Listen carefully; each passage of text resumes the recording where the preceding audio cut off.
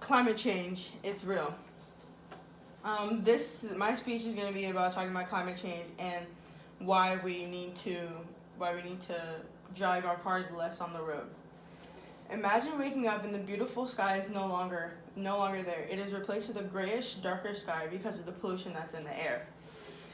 The larger the Earth's carbon footprint gets, the more polluted our air gets, and the more polluted our air gets, the more harder it is to breathe. The more greenhouse gases are in the air, and the more our planet gets more polluted. The carbon footprint stems from the greenhouse gases and the carbon emissions from the gases that we let off when we drive our cars, when our factories are running, and when our factories are running and everything that we make because of it. I will be talking about climate change and how it is affecting our lives, and the way that we drive our cars is increasing our carbon footprints, and the way that we can and the things that we can do to solve them. Climate change is affecting our daily lives and is leading more towards the way we get around this world, which is our cars and our transportation, including airplanes, cars, motorcycles, anything that with a motor and that can run. It is astonishing that when we drive, it is giving off greenhouse gases in the air. In an article by HowStuffWorks.com, it states, according to the EPA, motor vehicles collectively cause 75% of the carbon monoxide pollution in the U.S. It estimates that on-road vehicles are caused 1/3 of the air pollution that produces smog in the U.S., and smog is just like dark fog that makes it really hard to breathe. And transportation causes 27% of the greenhouse emissions. The U.S. has 30% of the world's automobiles, yet it contributes about half of the world's emissions from the cars. The percentage of the air pollution caused by cars is higher than urban areas and higher in major highways. So places like New York, LA, Texas, Las Vegas is a really big one. Places and obviously Florida, like places like Miami, places that a lot of people are going to be there, people that are going to be using their cars up and down to get to where they need to go. This shows that the more people drive their cars, the more that the greenhouse gases are escaping and getting into our atmosphere, which is causing more and more pollution. In order to reduce the amount of greenhouse gases that are in the air, and also our carbon footprint, there are many solutions to the problem.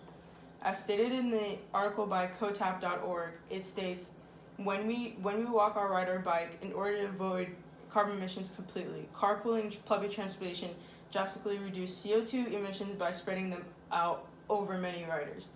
Electric cars still have carbon emissions because they're still usually charged with electricity instead of burning fossil fuels, but however, they're much better to the environment than using our powered gasoline cars. In such situations, electric cars are a lot more cheaper. I already know because I drive a Prius, and these are really good solutions of the problem for driving way too much. The best one is public transportation or even carpooling with friends or coworkers. Also, if your destination is less than 2 miles away, you should rather walk it instead of driving your car there. Driving your car a lot less instead of taking transportation, rideshare, or walking and buying an electric car reduces the emissions released in the air by cars on a daily basis, and the earth would be a lot cleaner if everyone took that little step.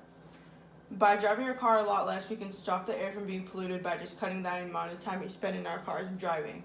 It might seem like a big compromise to some people, but it'll be worth it when the atmosphere becomes clear and there will be no longer fog in places like China, Japan, and London. People are even starting to notice a difference nowadays with everyone off the roads and the skies.